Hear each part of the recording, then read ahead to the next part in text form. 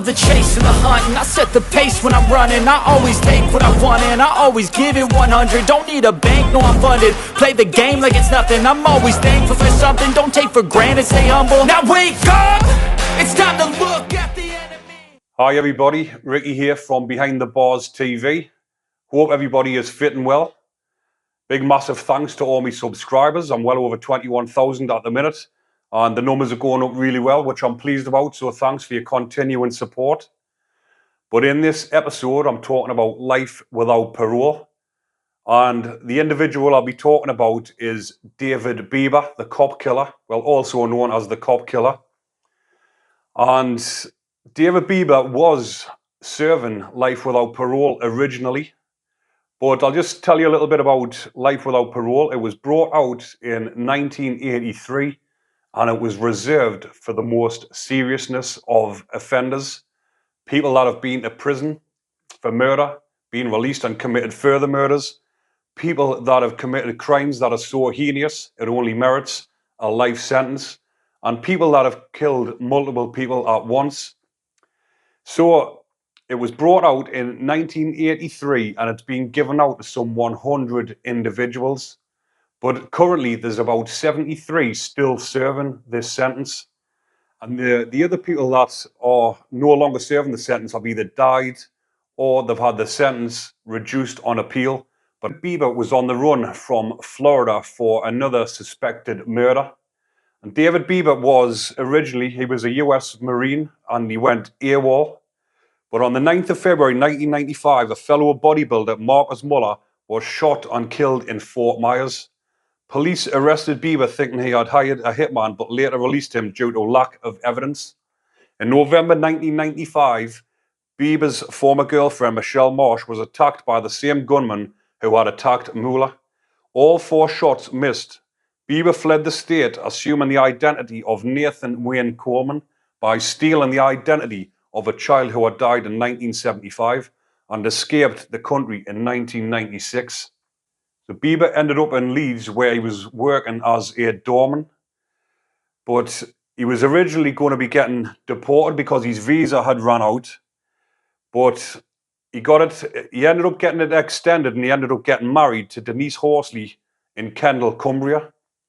And then he went on to move to Yorkshire and worked as a nightclub doorman.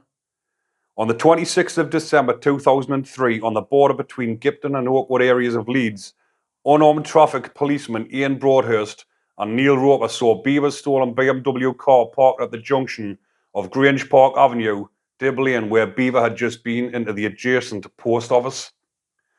So the coppers had seen the stolen car, obviously went up to apprehend the person in the car.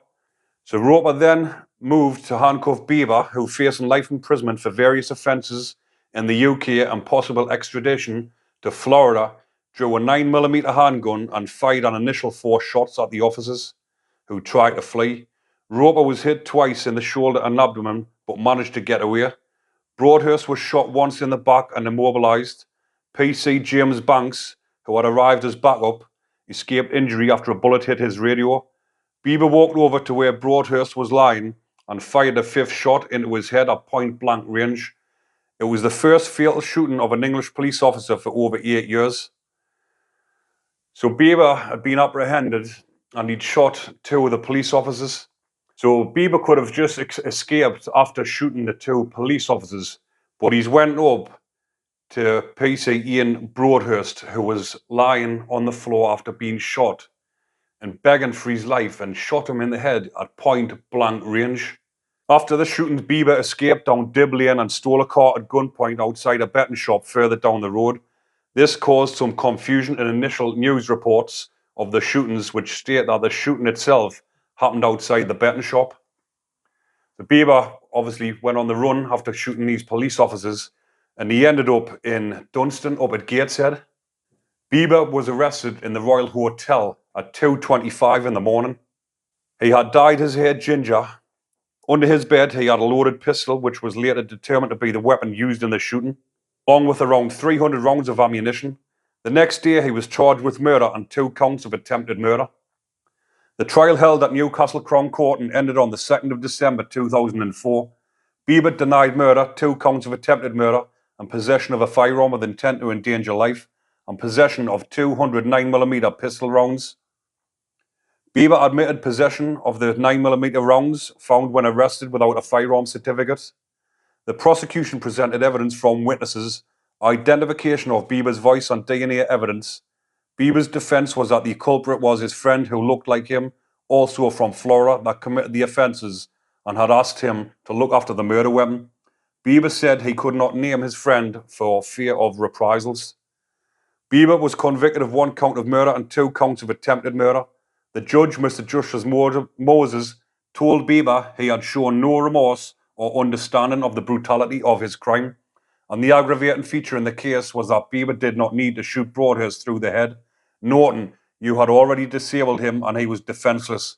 You could have escaped, but then you chose to wait and fire a second shot at point-blank range.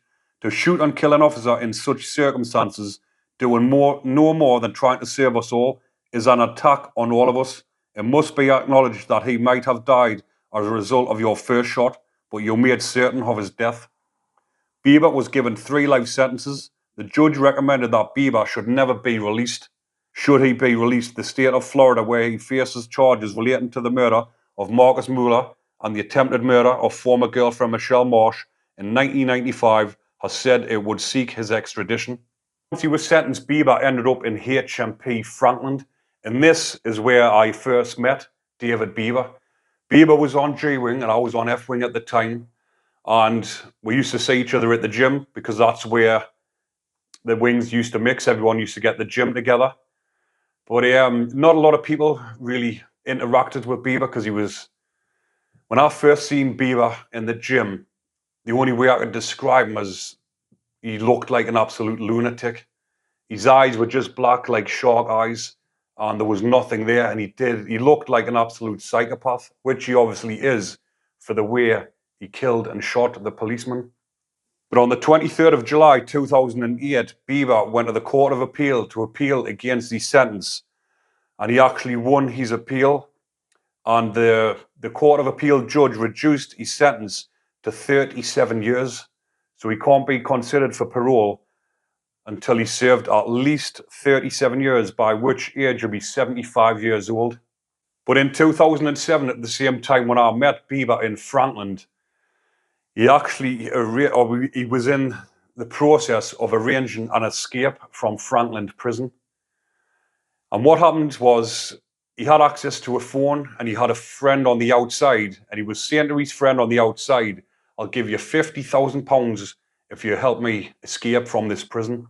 So what he was doing, or what he was plotting to do, was get his friend to go and hijack a helicopter, come and fly over the prison yard, and it says that he was saying to his friend, lay down some shots if necessary, and then drop down a rope, and then Bieber was going to try and escape. But in this plot, he roped in some other prisoners, and one of them was Colin Gunn. Colin Gunn had nothing to do with this, and Colin got roped into it. And Colin was already high risk at the time, category A high risk. And because of this, they got moved prisons and put on a unit together. And I think Colin was on the unit for about 18 months to 2 years for something he had nothing to do. And Colin and Bieber obviously didn't speak. So these were the only two on the unit at the time. And they didn't speak to each other, or Colin didn't speak to Bieber because he'd roped him in on this. But Bieber went on to get moved to Long Lartin some years afterwards, and he ended up getting another life sentence on top of the one he was already serving. So in Long Lartin, Bieber attacked a female prison officer. And the reason he gave for attacking the prison officer, he said that they'd stopped his medication and he needed his meds. So he wanted to be moved prisons. He wanted to go back to HMP Belmarsh, and he wanted his meds. So this is the reason why he said he attacked the female prison officer. Bieber approached the prison officer from behind with something in his hand, a homemade weapon, and began to batter the female prison officer from behind in a frenzied attack, trying to stab her in the face. So for this offence, he went to court and he pled guilty, and he got another life sentence with a recommendation of 6 years, which is added on top of his already 37-year sentence. So he's now serving a minimum of 43 years, and he'll be 81 years old before he's considered for parole. But whether it's a 43-year sentence or life without parole, David Bieber will never be released from prison. But I'll leave that one there for now, people. If you go and check on my playlist, there's another 5 videos where I've done life without parole. I'll be continuing to do the videos until I've gotten through 100 people. But I hope you're enjoying the content, people. Remember to go and like and subscribe. Enjoy the rest of your day. Take care.